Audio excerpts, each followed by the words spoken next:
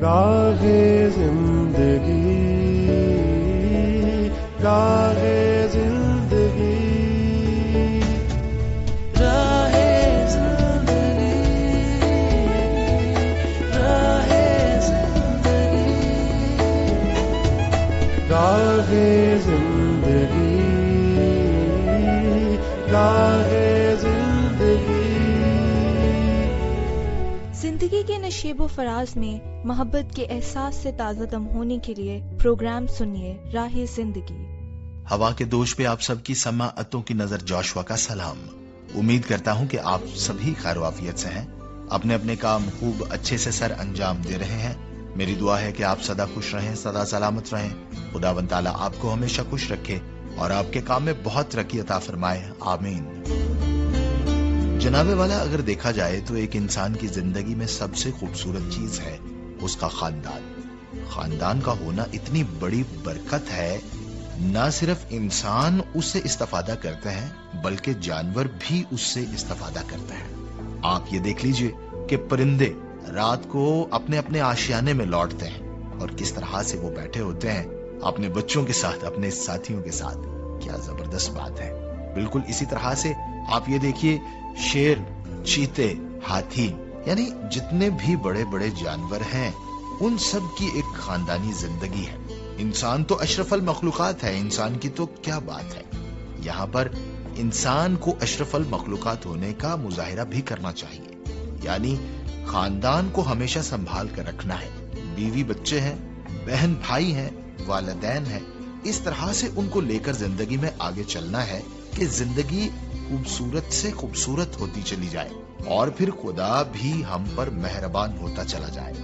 جب ہماری خاندانی زندگی تباہ ہوتی ہے تو رزق ہمارے گھر سے بھاگ جاتا ہے، بے سکونی آتی ہے، ہم طرح طرح کی بیماریوں کا شکار ہوتے ہیں اور یوں ہم ایک اچھی زندگی گزار نہیں پاتے، چونکہ خدا ہم سے راضی نہیں ہوتا۔ سارا جگ راضی ہے، خاندان راضی نہیں ہے تو ہمیں سوچنے کی ضرورت ہے۔ سب ہی ناراض ہو گئے، ہماری ماں، باپ، بیوی، بچے، بہن بھائی اگر وہ ہم سے راضی ہیں تو پھر خدا بھی ہم سے راضی ہے اور خدا آسمان کے دریچے کھول کر ہم پر اپنی برکت نازل فرمائے گا۔ پروگرام میں آگے بڑھیں گے، سنیں گے تلاوت کلام پاک۔ اے خداوند، زمین کے سب بادشاہ تیرا شکر کریں گے، کیونکہ انہوں نے تیرے منہ کا کلام سنا ہے۔ بلکہ وہ خداوند کی راہوں میں گیت گائیں گے، کیونکہ خداوند کا جلال بڑا ہے۔ کیونکہ خداوند اگر بلند و بالا ہے تو بھی خاکسار کا خیال رکھتا ہے، لیکن مغرور کو دور سے ہی پہچان لیتا ہے۔ خواہ میں دکھ میں سے گزروں تو مجھے تازہ دم کر دے گا، تو میرے دشمنوں کے قہر کے خلاف ہاتھ بڑھائے گا اور تیرا داہنا ہاتھ مجھے بچا لے گا۔ خداوند میرے لیے سب کچھ کرے گا۔ اے خداوند، تیری شفقت ابدی ہے، اپنی دستکاری کو ترک نہ کر۔ تلاوت کلام پاک ہم سب نے سنی، خدا کی شکر گزاری کرتے ہیں اس کے اچھے کلام کے لیے۔ خدا کا کلام ہم سب کی برکت کا سبب بنتا ہے، خدا کا شکر ہو۔ پروگرام میں شامل کرتے ہیں آپ کی طرف سے بھیجے گئے میسیجز اور خطوط۔ اس وقت جو سب سے پہلا خط ہے میرے سامنے وہ ہے حیدر سید صاحب کا۔ تو حیدر سید صاحب نے ایک لمبی تحریر لکھی ہے، اپنا سارا تجربہ بیان کیا ہے کہ کس طرح سے وہ مری کیمپ میں شامل ہوئے اور ان کو کتنا اچھا لگا اور ان کے دیگر ساتھی بھی ساہیوال سے ان کے ساتھ تھے۔ اسی کے ساتھ ساتھ انہوں نے پروگرام کو پسند بھی کیا ہے۔ شکریہ پیارے بھائی، آپ ہمیشہ پروگرام کو پسند کرتے ہیں اور اچھے خیالات کا اظہار کر کے آپ ہمیں بھیجتے رہتے ہیں، شکریہ جناب۔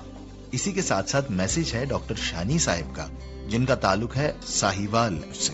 لکھتے ہیں گڈ ایوننگ جی، گڈ ایوننگ جناب، پروگرام راہ زندگی سنا، بہت اچھا لگا۔ سیمول کی سٹوری سنی جو کہ بہت اچھی لگی، بہت بابرکت تھی۔ اسی طرح سے آپ نے یہ کہا کہ سلسلہ آئینہ بھی بہت اچھا تھا، سن کر بہت اچھا لگا، شکریہ پیارے بھائی۔ इसी तरह से कुछ दोस्तों ने फेसबुक पर प्रोग्राम को लाइक किया है और फेसबुक पर उन्होंने कमेंट्स भी किए हैं। उनमें सरे फहरिस्त हैं मेहर अब्दुल सत्तार सल्फी साहब, जिन्होंने प्रोग्राम को लाइक किया। पास्टर सरफराज मसीह, उन्होंने भी प्रोग्राम को लाइक किया। गुलाम रसूल सियालवी ने प्रोग्राम को लाइक किया। इसी तरह से अरशद इकबाल साहब ने प्रोग्राम को लाइक किया। उनीसमुस गिल साहब ने प्रोग्राम को लाइक किया। फिर इसी तरह से सलमून हामिद साहब, अब्दुल गफूर कैसर साहब और अरशद इकबाल साहब ने भी प्रोग्राम को लाइक किया। शुक्रिया जनाब। इसी तरह से आप हमें फीडबैक देते रहिए, हमें बहुत अच्छा लगता है। इसी के साथ साथ कुछ और दोस्तों के नाम भी मैं लेता चलूं। उन्होंने लिखा, अस्सलामु अलैकुम, प्रोग्राम बहुत अच्छा है। तमाम दोस्तों और सभी सुनने वालों को अस्सलामु अलैकुम। Friends radio listeners club Faisalabad Pakistan के जो दोस्त प्रोग्राम सुन रहे हैं, उनमें साजिद इलियास अंसारी साहब, राना अब्दुल सत्तार नाज, अब्बास जट, मियां महमूद अहमद आराई, मियां खान वट्टू, आमर फूल भाई, हाजी खालिद महमूद, अमजद मुगल, मोहम्मद जावेद, राय विलायत साकी, ये सभी दोस्त जो हैं वो फ्रेंड्स रेडियो लिसनर्स क्लब के दोस्त हैं। प्रोग्राम को इन्होंने सुना है, पसंद भी किया है, बहुत बहुत शुक्रिया। ये थे जनाब आपकी जानिब से भेजे गए मैसेजेस और खुतूत भी, और इसी तरह से आपकी जानिब से आने वाला फीडबैक भी। गुजारिश करूंगा कि इसी तरह से आप हमें फीडबैक देते रहिए। आप प्रोग्राम में खत लिखकर पोस्ट करने के लिए पता नोट फरमा लीजिए। पता है प्रोग्राम राह जिंदगी, PO बॉक्स नंबर 117 यानी 117 फैसलाबाद पाकिस्तान। कॉल या मैसेज करने के लिए नंबर है 0316 74 77 655 यानी 0316 7477 655। PCRM फैसलाबाद के नाम से हमारी फेसबुक आईडी है और पाकिस्तान क्रिश्चियन रिकॉर्डिंग मिनिस्ट्रीज के नाम से हमारा यूट्यूब चैनल है। हम मुंतजिर रहेंगे आपकी जानिब से फीडबैक के। फिलहाल प्रोग्राम में आगे बढ़ेंगे, सुनेंगे कुदरत के करिश्मे। कहते हैं खूबसूरती तो देखने वाले की नजर में होती है, लेकिन कुछ मंजर ऐसे भी होते हैं जो सबको भा जाते हैं और जिनकी दिलफरेबी से इनकार करना मुमकिन नहीं होता। आपने अब तक कई मारूफ दिलफरेब आबशारों, वादियों, सहराओं और समंदरों का सुना होगा, और हो सकता है कि इनमें से किसी खूबसूरत जगह को देखने का इत्तेफाक भी हुआ हो। लेकिन अगर उन खूबसूरत जगहों में गारों का जिक्र नहीं है, तो अभी आप कुदरत की खूबसूरत जगहों से नावाकिफ हैं। ये गारें कुदरत की तमाम दिलफरेबियां अपने अंदर समेटे हुए होती हैं। इन गारों को देखने के लिए आने वाले लोग दंग रह जाते हैं। गार दरअसल एक जेरे जमीन खला को कहते हैं, जो इतना बड़ा होता है कि एक इंसान उसमें दाखिल हो सकता है। दुनिया में ऐसे कई मकामात हैं जहां पहाड़ों के दामन, दरिया, झीलों के किनारों और गैरबाद जजीरों पर कई 100 मीटर लंबे और गहरे गार मौजूद हैं। अब हम दुनिया की सबसे खूबसूरत तरीन गारों के बारे में बात करते हैं, जिनमें सबसे पहले सान डूंग केव का जिक्र आता है, जो वियतनाम में वाक़ है। 2009 में पेश की जाने वाली एक रिपोर्ट के मुताबिक ये न सिर्फ वियतनाम की सबसे खूबसूरत गार है, बल्कि इसे दुनिया की सबसे बड़ी दरियाफ्त शुदा गार का एजाज भी हासिल है। ये दुनिया की सबसे बड़ी गार है। इस गार की गहराई 490 फुट और लंबाई 30,000 फुट है। गार के अंदर तो जेरे जमीन दरिया भी मौजूद है। गार के अंदर पहुंचने का रास्ता नहायत तंग है। माहिरीन रस्सी की मदद से 80 मीटर गहराई में उतरकर यहाँ की सैर का आगाज करते हैं। गार के अंदर का दर्जा हरारत बाहर के मुकाबले में काफी सर्द रहता है। गार के अंदर 200 फुट लंबी दीवार भी मौजूद है, जिसे ग्रेट वॉल ऑफ वियतनाम का नाम दिया गया है। ये गारें न सिर्फ अपनी खूबसूरती की वजह से जानी जाती हैं, बल्कि सदियों से लोग इनसे वाकिफ हैं। पुराने वक्तों में लोग इन गारों में रहा करते थे। ये गारें इन्हें बारिश से, बाहर की गर्मी और जंगली जानवरों से महफूज रखती थी। लेकिन आज के दौर में यही गारें खूबसूरती के तौर पर जानी जाती हैं। इसी तरह से एक और खूबसूरत सी गार जो चिली में वाक़या है, वो मार्बल चैपल केव के नाम से जानी जाती है। ये एक झील के किनारे वाक़या है, जिसे देखने के लिए कश्ती का सफर सबसे बेहतरीन करार दिया जाता है। गार की सबसे खास बात इसके अंदर मौजूद नीले और सुरमई रंग के पत्थर हैं, जो नीले पानी के साथ नीलगू ही नजर आते हैं। اس خوبصورت ماربل غار کے بارے میں کہا جاتا ہے کہ جھیل کے بیچ موجود ایک چٹان کی طرح نظر آنے والا ماربل چیپل 6000 سال کے عرصے میں اپنی موجودہ شکل میں وجود میں آیا ہے۔ ماربل چیپل تک پہنچنے کے لیے کسی بحری بیڑے کی ضرورت نہیں ہے، اور اگر موسم کافی اچھا ہو تو ایک چھوٹی سی کشتی میں بھی یہ سفر طے کیا جا سکتا ہے۔ اسی طرح سے یونان میں بھی ایک غار موجود ہے جو میلیسینی کیو آف گریس کے نام سے جانی جاتی ہے۔ میلیسینی غار کو دیکھ کر یوں محسوس ہوتا ہے جیسے کسی تصویر کی جادوئی دنیا میں قدم رکھنے والے ہم پہلے انسان ہوں۔ یونانی دیومالائی داستانوں میں میلیسینی غار کو پریوں کا غار کہا جاتا ہے، کیونکہ کہا جاتا ہے کہ یہ بات صرف وہی لوگ سمجھ سکتے ہیں جنہوں نے یہاں کی جادوئی فضا میں سانس لی ہو۔ یہ غار 1951 میں دوبارہ دریافت ہوا اور اب سال ہر سال یہ سیاحوں کی توجہ کا مرکز بنا رہتا ہے۔ یہ غار یونان کی دوسری بڑی چوٹی کے مشرق میں واقع ہے۔ جھیل کا نیلا پانی غار کے درمیان سے گزرتا ہے اور نیلی جھیل ہرے بھرے درختوں اور پھولوں سے گری ہوئی ہے۔ غار کے اندر موجود نیلی جھیل پر پہنچ کر اگر آسمان کی طرف دیکھا جائے تو غار کا کھلا دہانہ ایک زبردست منظر پیش کرتا ہے۔ البتہ وہ لوگ جو غار میں موجود ہوں ان کے لیے سورج طلوع ہوتے وقت کا منظر بہت قابل دید ہوتا ہے۔ جیسے ہی سورج کی شعاعیں غار کے اندر بہتے نیلے پانی سے ٹکراتی ہیں تو ہر جانب پھیلی سنہری کرنوں سے نیلگوں اجالا پھوٹتا ہوا محسوس ہوتا ہے، اور لمحے بھر میں کالی اندھیری غار کا روایتی تصور ایک دل فریب خوبصورت منظر میں تبدیل ہو جاتا ہے۔ ایک اور خوبصورت سی غار تھائی لینڈ کے علاقے میں موجود ہے اور یہ پھرایانخون غار کے نام سے جانی جاتی ہے۔ تھائی لینڈ کے قریب اس غار تک پہنچنا ہر کسی کے لیے ممکن نہیں، اور اس کی وجہ بہت سادہ سی ہے۔ سنہری اور سبز رنگوں کی وادی کے دامن میں چھپی یہ دنیا خوبصورت تو بہت ہے، مگر اس کا راستہ مشکل اور منزل دور ہے۔ یہ غار تھائی لینڈ کے نیشنل پارک میں واقع ہے اور یہ 200 سال پہلے دریافت ہوا جب ایک مسافر طوفان سے بچنے کے لیے پہاڑ کے سرے پر موجود غار کے دہانے پر پہنچ گیا۔ اس غار کی اہمیت کا اندازہ اس بات سے لگایا جا سکتا ہے کہ تھائی لینڈ کے کئی بادشاہ اس منفرد غار کو دیکھنے کے لیے آ چکے ہیں۔ ایک اور بہت ہی مشہور و معروف اور خوبصورت سی غار رشیا میں موجود ہے جو آئس کیو آف رشیا کے نام سے جانی جاتی ہے۔ اس غار پر سب سے پہلے 1703 میں توجہ دی گئی، البتہ 1914 میں اسے تفریحی مقام قرار دیا گیا۔ یہاں پہنچنے کے لیے 3 راستے طے کیے گئے جنہیں استعمال کرتے ہوئے ہر سال 1 لاکھ سے زائد سیاح یہاں کا رخ کرتے ہیں۔ اسی طرح سے اسکاٹ لینڈ میں ایک خوبصورت سی غار موجود ہے جو فنگال سی کیو کے نام سے جانی جاتی ہے۔ فنگال نامی یہ سمندری غار اسکوٹش جزیرے اسٹافا کے جنوبی ساحلی کنارے پر واقع ہے، جسے دنیا کے سب سے معروف سمندری غاروں میں ایک قرار دیا جاتا ہے۔ اس کی وجہ شہرت قدرتی طور پر اس کا مسدس شکل کے پتھروں سے بنا ہونا ہے، جو نہ صرف دیکھنے میں خوبصورت ہیں بلکہ ناظر کو حیران کر دیتے ہیں۔ یہ ایک سمندری غار ہے۔ یہ سمندری غار ایک غیر آباد جزیرے پر واقع ہے اور یہاں اپریل سے ستمبر تک بحری سفر سے لطف اندوز ہوا جا سکتا ہے۔ البتہ مسدس شکل کے پتھروں سے بنی اس غار کی آخری کنارے تک جانے کے لیے ایڈونچر کے شوقین سیاح پیدل بھی سفر کر سکتے ہیں۔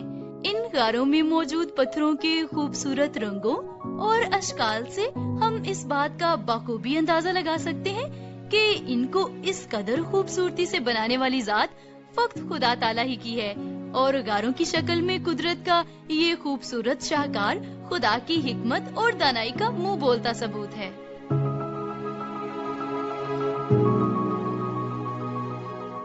کیا بات ہے! اور جب میں سن رہا تھا یہ ساری باتیں تو میرا دل چاہ رہا تھا خدا توفیق دے تو ضرور ہم وہاں پر جائیں اور ان غاروں کو ہم وزٹ کر کے آئیں۔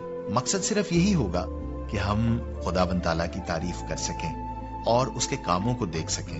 اس نے کس کمال سے اس دنیا کو تراشا ہے۔ جناب، جس طرح سے میں پروگرام کے آغاز میں بات کر رہا تھا، خاندان جو ہے وہ بہت زیادہ ضروری ہے۔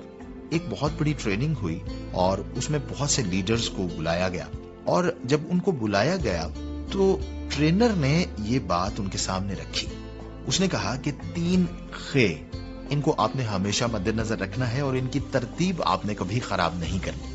وہ یہ ہے کہ سب سے پہلے خدا ہے، پھر آپ کا خاندان ہے، اور پھر آپ کی خدمت ہے، یعنی آپ کا کام ہے جو آپ معاشرے میں سر انجام دیتے ہیں. اگر اسی ترتیب سے ہم زندگی گزاریں گے، اپنے کام کاج کریں گے، تو ہم بڑے پرسکون رہیں گے. یہ ان دوستوں کے لیے خاص طور پر بات ہے جو ہر وقت معاشرے میں کسی نہ کسی کام میں مصروف رہتے ہیں. خدمت خلق میں بھی وہ اسی طرح سے مصروف رہتے ہیں، اپنے کام میں، بزنس میں بہت زیادہ مصروف رہتے ہیں. کچھ دوست جو ہیں وہ سیاست میں بھی ہیں، تو سیاست میں بھی وہ ہر وقت جو ہے وہ اسی کام میں مصروف رہتے ہیں اور اپنے خاندان کو نظر انداز کر دیتے ہیں. ایسا نہیں ہونا چاہیے. خاندان جو ہے ہمیشہ سر فہرست رہے خدا کے بعد. آئیے پروگرام میں آگے بڑھیں، سنیں سلسلہ حادثات سے بچاؤ. پروگرام حادثات سے بچاؤ لے کر آپ کی خدمت میں حاضر ہیں. میں ہوں آپ کا میزبان آکاش، اور ہمارے ساتھ موجود ہیں جناب سیف القہار صاحب. اور آج ہم گفتگو کریں گے کہ اگر کسی گھر میں، فیکٹری میں یا آفس میں آگ لگنے سے دھواں بھر جائے تو کس طرح سے بچاؤ کیا جا سکتا ہے. جی بہت شکریہ. جی دیکھیں، سب سے پہلے تو یہ دیکھیں کہ آگ لگ گئی، آگ آؤٹ آف کنٹرول ہو رہی ہے. اب ہم نے یہ دیکھنا ہے کہ سب سے پہلے تو اگر ہمیں آگ نظر آ گئی ہے کہ ابھی تھوڑے مقدار میں ہے، تو ہم نے کیا کرنا ہے کہ ہم نے اس آگ کو روکنے کی کوشش کرنی ہے. کیونکہ اگر تھوڑی سی آگ ہے تو اسے کیوں ہم پوری بلڈنگ جلوائیں، اسے قابو کرنے کی کوشش کرنی ہے. قابو کرنے کا طریقہ کار یہ ہے کہ ہم نے اس آگ کو دیکھنا ہے کہ مثال کے طور پر ایک کرسی کو آگ لگ گئی ہے، ٹیبل کو آگ لگ گئی ہے، تو ہم اس سے سب سے پہلے تو دو کام کریں گے. ایک تو یہ کہ اگر ہمارے پاس کوئی فائر ایکسٹنگشر موجود ہے تو ہم اسے فوراً سپرے کر کے آگ کو بجھا دیں گے. اگر وہ ہمارے پاس پانی موجود ہے، پانی ڈال دیں گے. اور اس سے بھی پہلے ہم یہ کام کریں گے کہ اس کا ایندھن ختم کر دیں گے. مثال کے طور پر ایک کرسی کو آگ لگی ہے، وہاں پہ 100 کرسیاں پڑی ہیں، تو ہم کوشش کریں گے جو اس کے قریب ترین کرسیاں وہ اٹھا دیں وہاں سے، تاکہ آگ پھیلے نہ. اس آگ کا وہاں تک رک جانا ہی بہت بڑی بات ہوتی ہے کہ اگر ہم اسے وہیں تک سٹاپ کر دیں. تو ہم نے اس کے ارد گرد کی چیزوں کو جو ہے وہ ہٹانا شروع کر دینا. کپڑا ہٹا دیا، کوئی کمبل پڑا ہے، کوئی چیز پڑی ہے، اس کو ہٹا دیں. ہٹانے کے بعد پھر ہم سیکنڈ نمبر پر یہ کریں گے کہ ہم اب آگ کو بجھانے کی کوشش کریں گے. آگ کو بجھانے کے لیے مختلف پروسیس ہیں، وہ ہم مزید بھی آگے اگلے پروگرامز میں ڈسکس کریں گے. ابھی ہمارا موضوع یہ ہے کہ آگ لگ گئی ہے اور دھواں بھر گیا ہے. اگر وہ آگ ہمارے کنٹرول میں نہیں رہی، آگ پورے بلڈنگ میں، گھر میں، کسی بھی جگہ پہ لگ گئی ہے اور اس کا دھواں بھر گیا، تو اس صورت میں ہمیں کیا کرنا چاہیے. اس سے پہلے میں چاہوں گا کہ آپ کو بتاؤں کہ دھواں ہوتا کیا ہے. جس وقت آگ لگتی ہے، آگ مختلف چیزوں کو جلا رہی ہوتی ہے. گیس کی آگ ہے، وہ صرف کاربن مونوکسائڈ وغیرہ بنتی ہے، کاربن ڈائی آکسائڈ اس سے بنتی ہے، ایسی چیزیں بنتی ہیں. ایسی کنڈیشن میں کچھ اور ہمیں کرنا ہے. لیکن اگر فرض کریں کہ آگ لکڑی کو لگی ہے، کپڑے کو لگی ہے، کارپیٹ کو لگی ہے، شاپر کو لگی ہے، ایسے اکثر ہم نے زندگی میں اپنے دیکھا ہے کہ بعض ایسے پلاسٹک کو آگ لگ جائے، اس کی اسمیل بہت ہی بری ہوتی ہے. اب لکڑی کو آگ لگ جائے، اس کی اسمیل کے اندر کیا کیا چیزیں ہوتی ہیں. کوئی کپڑے کو لگے، اس میں ایک تو ڈسٹ ہوتی ہے. ڈسٹ کاربن کی صورت میں موجود ہوگی. اگر وہ کوئی کاربن کی بنی ہوئی چیز ہے جیسے لکڑی ہے، کپڑا ہے، تو کاربن کی صورت میں ہوگی. اگر فرض کریں کہ وہ کوئی پلاسٹک کی بنی ہوئی چیز ہے تو اس کی ڈسٹ اس قسم کی ہوگی. یعنی کہ دھوئیں کے اندر ایک ہمارا جو سمپل دھواں ہوتا ہے نا، ہم گھر میں کوئلہ جلاتے ہیں سردیوں میں، وہ ایک سمپل دھواں ہے، اس کے اندر بھی ڈسٹ موجود ہے. تو اگر کہیں پہ دھواں بھر گیا ہے تو اب ہم نے صرف اس کاربن ڈائی آکسائڈ یا کاربن مونوکسائڈ سے نہیں فیس کرنا یا آگ سے نہیں فیس کرنا، بلکہ اس کے دھوئیں سے یہ اثرات ہوں گے کہ اگر وہ زیادہ چیزیں جل رہی ہیں تو وہ جلنے کی وجہ سے اس کی ڈسٹ ہمارے لنگز میں جا کے بیٹھ جاتی ہے. اور اگر وہ بار بار انہیل کر رہے ہیں، ہم سانس لے رہے ہیں اس کے اندر، تو وہ دھواں اتنا زیادہ شدید ہو جاتا ہے کہ وہ ہمارے پھیپھڑوں کو جام کر دیتا ہے. اب ایسی کنڈیشن میں ہم کیا کریں گے؟ ایسی کنڈیشن میں ہم سب سے پہلے تو ایسا کریں گے کہ ہمیں اپنے جو ہے وہ واش روم کی طرف چلے جائیں، کچن کی طرف چلے جائیں جہاں پہ پانی مقدار میں موجود ہو. اگر آپ کے پاس کوئی گیلا کپڑا موجود ہے تو وہ فوری طور پر لے کر وہ فلٹر کا کام دے گا. ایون کچھ بھی نہیں تو ویسے ہی کپڑا فولڈ کر کے رومال نہیں جیسے وہ رکھ لیتے ہیں منہ کے اوپر باندھ لیتے ہیں، ڈبل کر کے ماسک پہن لیں، اس سے بھی بہت ساری جو ہے ڈسٹ وہ رک جاتی ہے. اس سے دو چیزوں سے بچت ہوگی. ایک تو ہیٹ سے بچت ہوگی کیونکہ آگ کی ہیٹ بہت دور تک مار کر رہی ہوتی ہے اور وہ ہیٹ بڑا نقصان پہنچا رہی ہوتی ہے، خاص طور پر ہماری آنکھوں کو. تو ایسی صورت میں ہمیں اپنے جسم کو، اپنے سسٹم کو بچانا بہت ضروری ہے. اگر آگ بہت زیادہ پھیل گئی ہے نا تو واش روم کے اندر گھس کے شاور چلا لیں. اس سے یہ ہوگا کہ اگر فضا کے اندر جو ڈسٹ آئے گی وہ تھوڑی بہت جو انٹر ہوگی، دروازہ تو آپ نے بند کر لیے، وہ جو فضا میں ہوگی وہ ساری اس کو پانی میں جذب کر کے نیچے لے کے جاتا جائے گا. جیسے آپ نے نہیں دیکھا ہماری بارش ہوتی ہے تو وہ بہت ساری ڈسٹ کو نیچے لے جاتے ہیں. تو اسی طرح یہ جو ہے شاور چلانے سے، کوئی ایسا کرنے سے ہمیں کچھ جو ہے وہ سکون مل جائے گا. اپنے کپڑوں کو گیلا کر لیں، اپنے آپ کو گیلا کر لیں. ایسا گیلا کرنے سے ہمیں وہ ایک سکون کی کیفیت مل جائے گی. تو اس میں ہمیں کیا کرنا ہوگا کہ اس میں ہمیں اس کو دیکھنا ہوگا کہ ہمیں کس طرح سے اس میں سے نکلنا ہے. اب نکلنے کے لیے کیا ہے کہ اپنے اوپر کپڑا گیلا کر کے لے لیں. دیکھیں جب فضا میں دھواں پھیلا ہوتا ہے نا، یہ دھواں اوپر اٹھتا ہے. جب دھواں اوپر جائے گا تو آٹومیٹکلی جو آکسیجن ہوا ہے خالی وہ نیچے آ جائے گی. تو جس وقت وہ نیچے آ جائے گی تو نیچے آنے سے کیا ہوگا کہ وہ ایک راستہ مل جائے گا، 1-2 فٹ کی جگہ ایسی مل جاتی ہے جہاں پر کہ آپ سانس لے سکتے ہیں. تو آپ اس کے نیچے کو لیٹ جائیں گے زمین کے اوپر.